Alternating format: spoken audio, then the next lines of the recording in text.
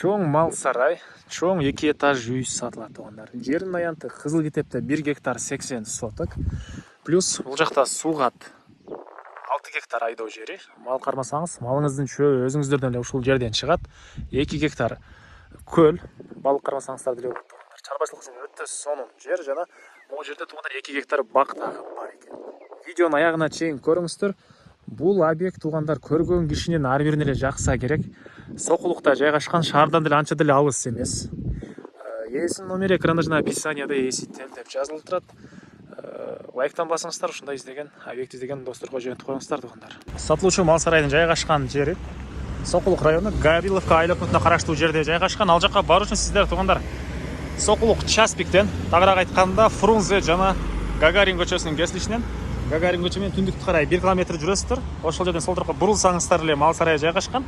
Анан батышты карай кетсеңиздер Сокулуктун центри, Сокулуктун мал сарайына эле бат эле бара аласыздар. Чыгышты карай жүрсөңүздөр Шопоков, Гавриловка, Малышина базары болуп, бул жагы Бишкек тугандар. Андан ары мынакей тугандар сатылуучу объектке жетип келип калдым. Часпиктен үйгө чейин, мал сарайга чейин асфальт жол менен келесиздер тугандар. Мынакей бул жерден объектибиз башталат. Участогы Кызыл Китепте 1 гектар 80 соток. Ары жагында сугат айдоо жери 6 гектар, көл 2 гектар, ар жакта дагы аренда жери 2 гектар бар экен. Тугандар андан сырткары толтура мал сарайлары, жылкылар, бука кой үчүн чоң 2 этаж үйү. Так, бар экен. Сиздерге азыр биринчи эле болуп, мынакей ушул жерден тааныштырып баштайын. Бул жерде 2 этаж үй, узун турасы тугандар 30га, кечирсиздер, 14кө 10 экен. Кызыл кирпичтен салынган. Оң тарапта болсо тугандар мынакей бул жакта жылкы бээлерди бош кое берип кармай турган сарайы. Мынакей бул жакта жайкысы жайы менен жаз айында бияка чыгышат.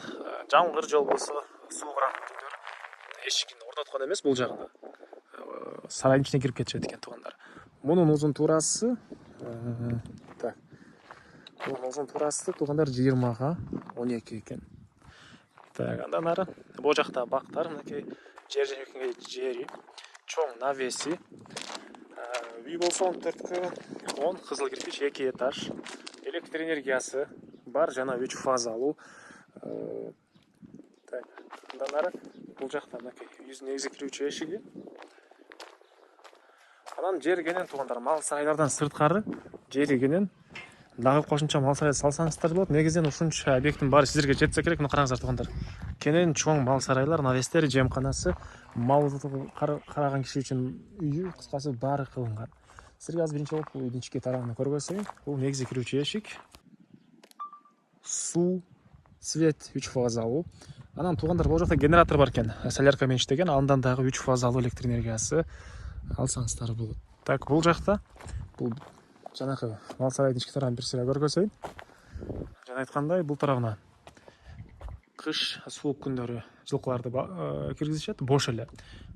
Күн жылыраак болсо эшик орнотулган эмес, өздөрү эле сыртка чыга берет экен тугандар. Анан бул жагында мындай сарайы. Силер азыркыча жылкы жүрөт, негизинен кой же топ кармайсыздарбы тугандар?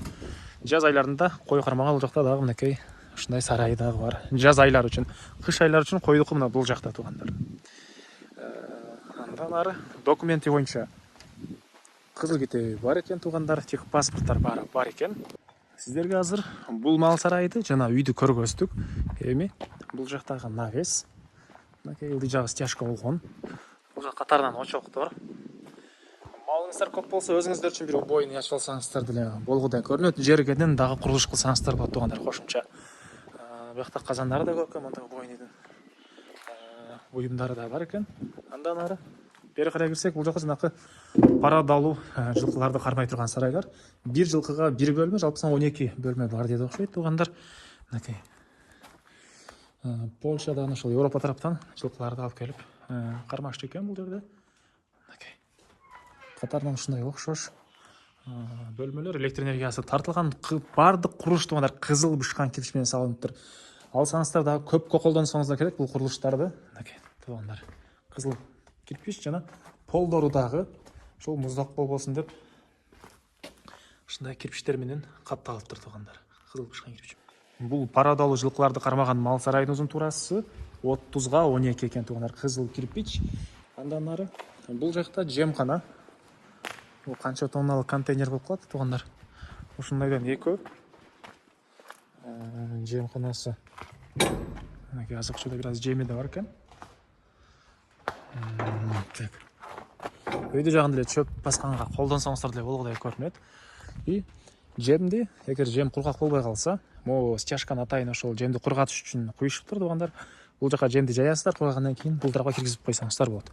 Курук болсо транспортный прямой ичине чейин алып келсеңиздер болот. Жана бул тарапта жанакы айткан генератор туугандар 3 фазалуу электр энергиясын бере алат. Негизинен өзү бул жерде 3 фазалуу электр энергиясы бар экен. Эгер ал өчүп калчу болсо, жумушуңуздарды бул генератор менен улантып берсеңиздер болот туугандар. Жана айткандай 1 гектар 80 соток болгон кызыл ките участок кенен. Андан сырткары айттыга кайра кайталай бербей деп айтсаңыздар керек. Видеону болушунча батыраак тартканга аракет кылайын. Чоң объект экен. Көбүрөөк видео болот. Сиздердин убактыңыздарды көп албайын туугандар. Бир аз кыскараак кылып тартканга аракет кылабыз. Бул койлорду туугандар чыгарбай местасында бага турган сарайы полный мондай акырларына чейин жасалып, киши басчу жерлерине чейин жасалып, мынакей жакшы шарты менен жасалыптыр жыгачтан туугандар. Бул сарайдын туурасы туугандар 110го 12. Мынакей могу башынан бул аяк жагына чейин 110го 12. Аркы сарайлардан сырткары туугандар бул өлчөм. Сейсмопоястары деле коюлуп тур туугандар. Колонналар. Бул жакта дагы бир мондай сарай. Жактары ушундай сарайлар улуу тепшин бул жактагы жасалган, капталган. Бул жакта уйбуга кармайм десеңиздер, мынакей акырлары менен даяр. Азыр көчөдө чөп басылып туруптур, чөптү алып кетет экен туугандар. Акчасын берсеңиздер таштап деле кетет. Мал кармаган кишилерге туугандар, бул жакта 6 гектар айдоо жери дагы бар. Чөптү өзүңүздөр деле чыгарасыздар. Аша чөп деле сатып алсаңыздар керек. Бул жакта 6 гектар айдоо жер. Бул бактар дагы 2 гектар аренда жер, 2 гектар көл туугандар, өзүнүн жери 1 гектар 80 соток. Так, бул тарапта мынакей дагы ушул букалар үчүн сарайы, суу вазикаларына киргизилди, электр энергиялары баары киргизилген. Кызыл ушкан кирпич. Кызыл ките боюнча туугандар, жердин ары жагы мал сарайдын ары бүтөр жагынан бул жагы могу чоң высоковольтко туугандар 10 метр жетпейт экен аралык. Могу жака дагы кенен могу сыяктуу сарайдан көп эле салсаңыздар болгудай көрүнөт.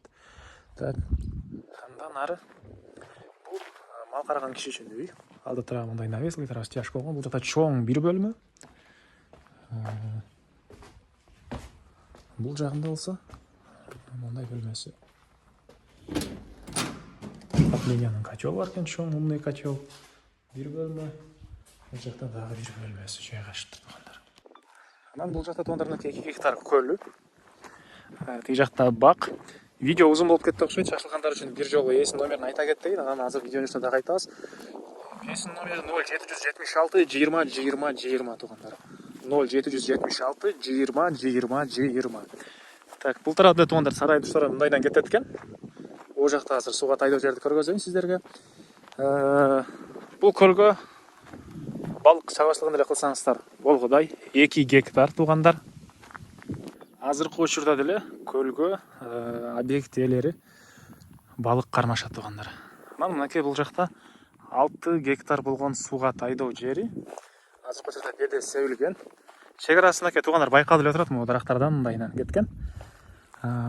Баасы туугандар бул жалпы объекттин көл 6 гектар айдоо жер, тиги бак, мал сарайлар болуп $370 000.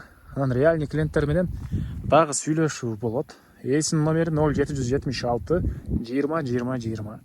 0776 20 20 20. Экинчи номери 0509 01 20. Так, 23 75 туугандар. Экинчи номери 0509 01 23 75. Лайктан басыңыздар, ушундай объект издеген дос туугандар менен видеону бөлүшүп кетиңиздер туугандар.